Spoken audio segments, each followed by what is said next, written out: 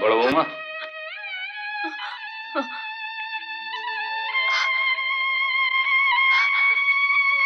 এটা রাখো।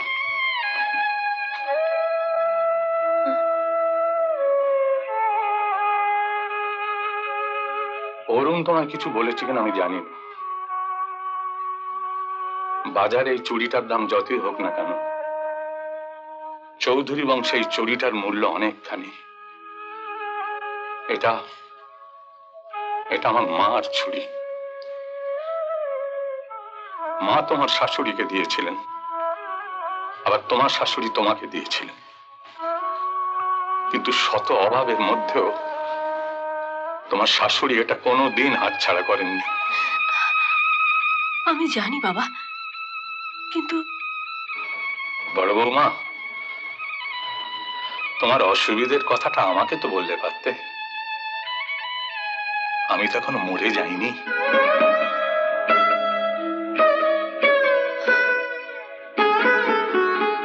কাল সকালে আমি ব্যাংক থেকে 1000 টাকা তুলে নিয়ে এসে তোমাকে দেবো।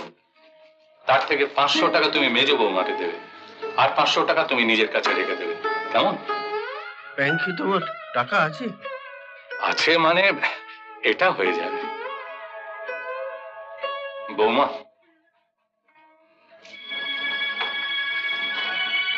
এটা ধরো ধরো।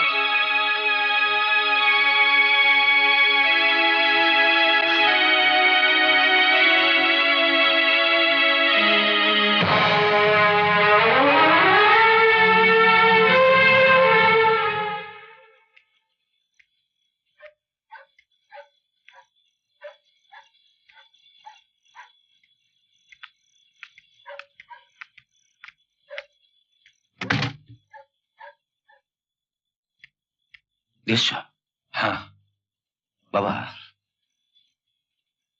তুমি কাল সকালবেলা তরুণকে দিয়ে একটা রিক্সা ডাকিয়ে এই কাজ বেলে কোথাও ঘুরে এসে এই টাকাটা বৌদির হাতে দিও, হ্যাঁ, যাতে সবাই বোঝে যে এই টাকাটা তুমি তোমার ব্যাংক থেকে তুলে এনে দিয়েছো। হ্যাঁ, 1000 টাকা ধরো।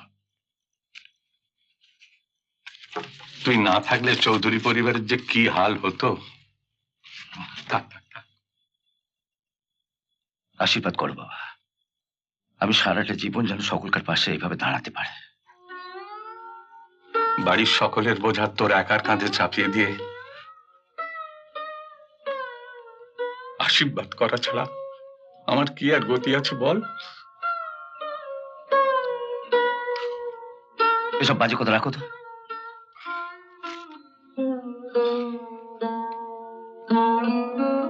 সবই তো করলি, এখন মেজ বৌমা বিশ্বাস করলে হয় যে আমার ব্যাংকে টাকা আছে।